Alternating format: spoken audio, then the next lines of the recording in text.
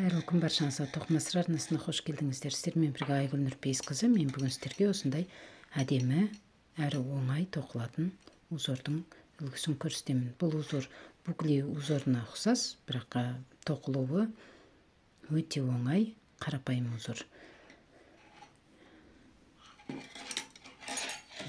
Узор 2 ілмектен тоқылады және 4 жолдан тоқылады.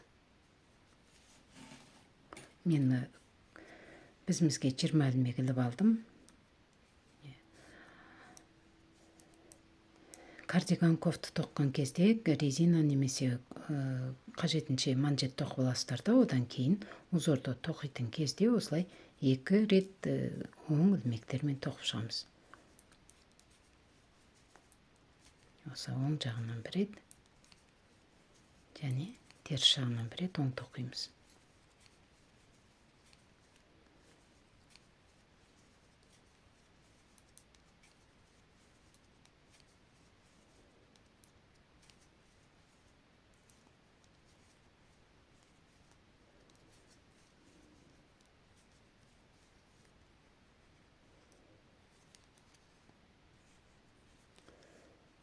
Енді бұл тоқыманың жағы немесе теріс жағы да осылай оң тоқимыз.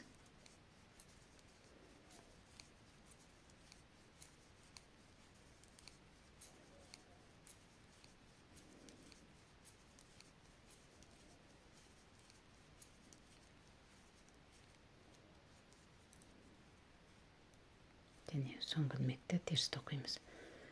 Енді узорды тоқимыз. Бірінші ілмек тоқылмайды, одан кейін бір ілмекті осы оң тоқып аламыз да, екінші ілмекті тоқымай іліп аламыз. Жіпне тоқыманың алдында осылай тоқымай іліп аламыз. Бұл узордың бір рапорты. Бір ілмекті оң тоқимыз, екінші ілмек тоқылмайды, жіп тоқыманың алдында. Бір ілмекті оң тоқимыз, тоқылмайды. Тоқимыз, тоқымаймыз. Тоқимыз, тоқымаймыз. Тоқимыз, тоқымаймыз. Тоқимыз. Бір ілмекті іліп аламыз. Оң тоқимыз, келесі ілмекті іліп аламыз. Бұл сонда бізде теріс ілмек болып есептеледі.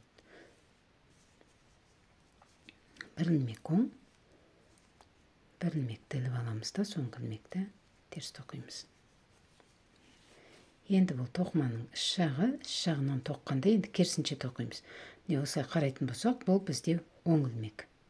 Оң ілмек болып тұр. Жаңа біз оң жағынан тоққанда бұл ілмекті іліп алғанбыз. Өйткені бұл бізге оң жағынан теріс ілмек болып көрінеді. Енді осы ілмекті осылай іліп аламыз, жіп тоқыманың артында. Енді теріс ілмекті тоқимыз.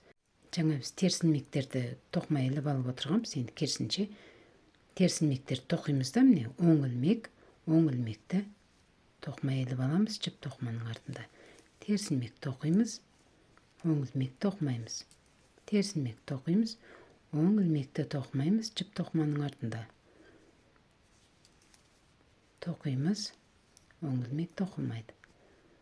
Осылай қайталай береміз.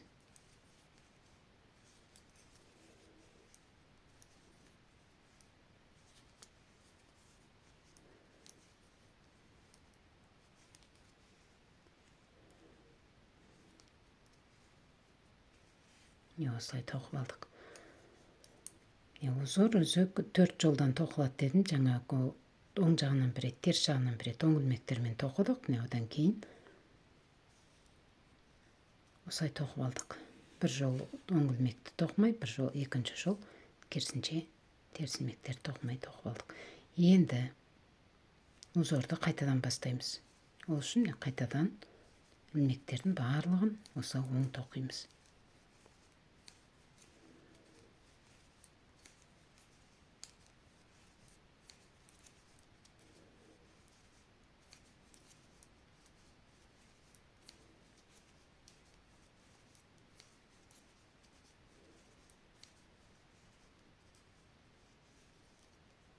Басын қалай бастадық, тура солай қайталай береміз.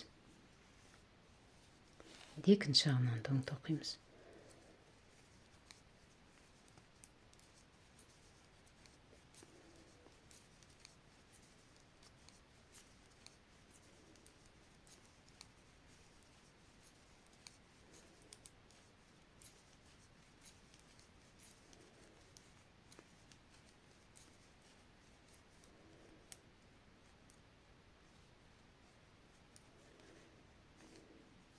Енді бұл тоқыманың оң жағы, оң жағынан тағы да міне оң ілмек тоқимыз, теріс ілмек тоқымаймыз, жіп тоқыманың алдында. Оң ілмекті тоқимыз, теріс ілмек тоқымаймыз.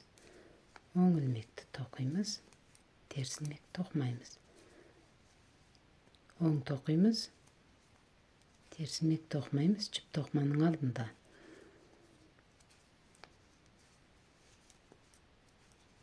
Тоқымаймыз, тоқимыз.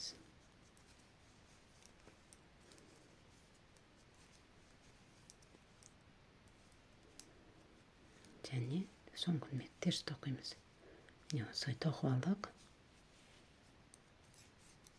Енді бұл тоқыманың іш жағынан керісінше оң ілмек тоқылмайды, жіп тоқыманың артында теріс ілмек тоқылады.